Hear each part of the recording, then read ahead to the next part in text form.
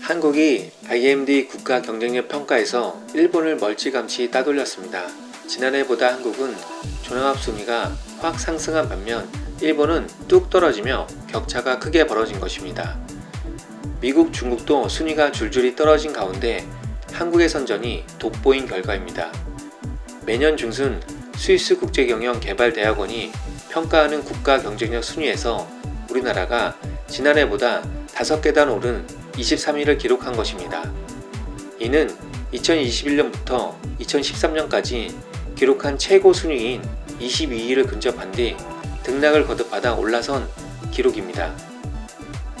이에 정부는 국가 경쟁력 강화 노력과 함께 코로나19 확산에도 불구하고 적극적인 방역과 신속한 위기 대응 정책 추진 등이 긍정적으로 작용한 원인으로 꼽았습니다. 특히 인구 2천만 명 이상의 국가 기준으로는 29개국 중 8위로 2012년에 기록한 역대 최고 순위와 같으며 국민소득 3만 달러, 인구 5천만 명 이상 국가를 뜻하는 35시 클럽 중에서도 미국, 독일, 영국에 이어 4위를 차지하며 프랑스, 일본, 이탈리아를 모두 앞질렀습니다. IMD 국가 경쟁력 평가는 경제 성과, 정부 효율성, 기업 효율성, 인프라 등 4개 분야로 나눠 이뤄지는데 국가가 얼마나 경제 인프라를 잘 조성해 주는지가 주요한 평가 기준입니다.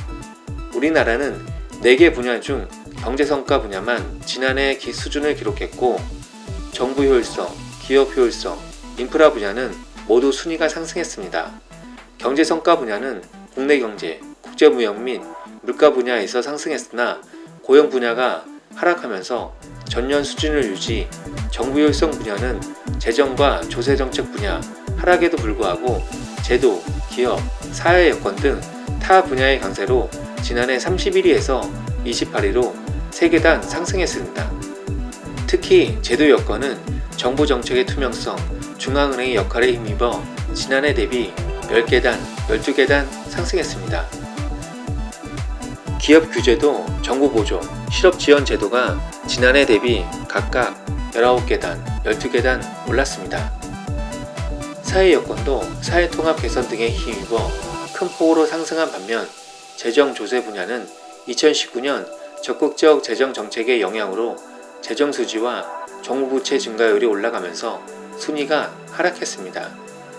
기업 효율성도 노동시장과 경영활동 등에서 꾸준한 평가 결과 개선을 보이며 지난해 34위에서 28위로 6계단 올랐습니다. 생산성과 금융시장은 변동이 없었지만 노동시장, 경영활동, 형태, 가치의 순위가 대폭 상승했습니다.